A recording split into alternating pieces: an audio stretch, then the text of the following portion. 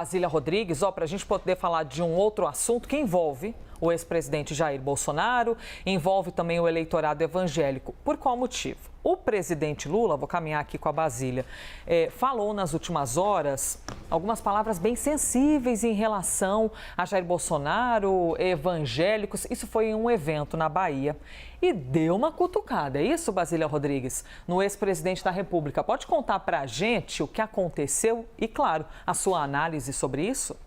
O fato em evento político, eleitoral, o presidente da República falou para os religiosos e atacou o ex-presidente da República, Jair Bolsonaro, dizendo que Jesus Cristo é de esquerda e que Bolsonaro nunca foi evangélico.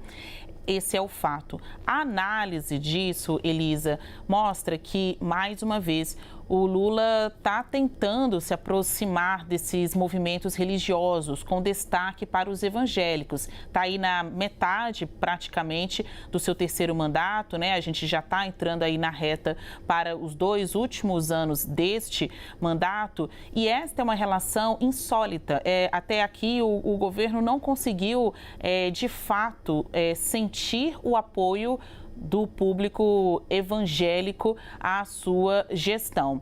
Nos últimos dias, algumas movimentações aconteceram. A mais importante foi essa declaração do presidente para milhares de pessoas, declaração pública. Isso reverbera bastante, né, nos grupos de WhatsApp, na internet.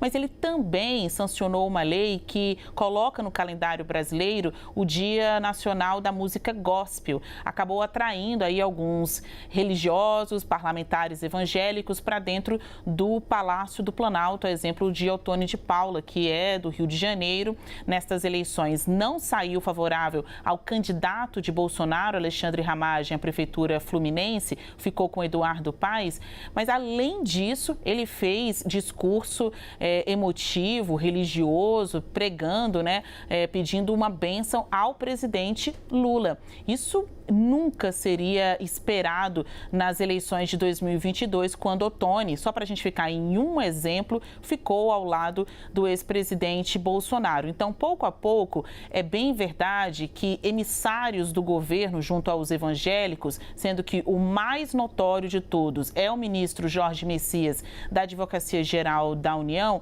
acreditam que estão fazendo o seu trabalho, pavimentando. Mas será o suficiente? Voltamos a destacar. Mais de quase 2 anos, né, de governo em curso até aqui e não encaixa, parece não estarem na mesma página. O presidente demonstrou por esse discurso ontem, além dos ataques mais do que esperados ao ex-presidente Jair Bolsonaro, é que ele está em campo para partir para a guerra, né, para fazer parte também dessa briga de narrativa sobre o que é o evangélico, o que ele pensa. Na avaliação do presidente Lula, os evangélicos estão muito mais para pró-esquerda, porque Jesus Cristo era um homem humilde que pregava a paz, do que para pró-direita. Então, isso é mais do que um ato de governo com uma sanção de lei ou um discurso tolo.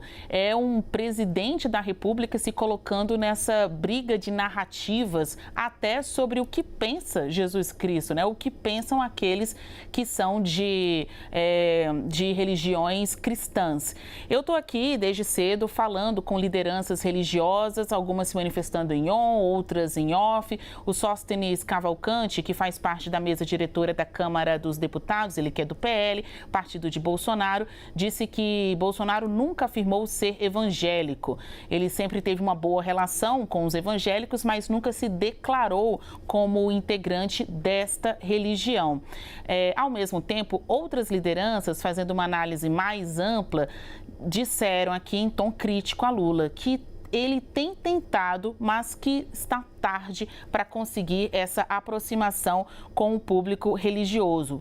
Afirmou uma dessas fontes, um importante líder religioso que pediu reservas. Não há a menor identidade. Foram tantos os atos em sentido contrário por anos, as pautas defendidas não convergem. Havia a possibilidade no início do governo, mas o presidente não quis. Estou aí me dirigindo a integrantes desse público religioso, os evangélicos, que não conseguem ver ver muito mérito ou resultado nesses esforços feitos pelo presidente Lula.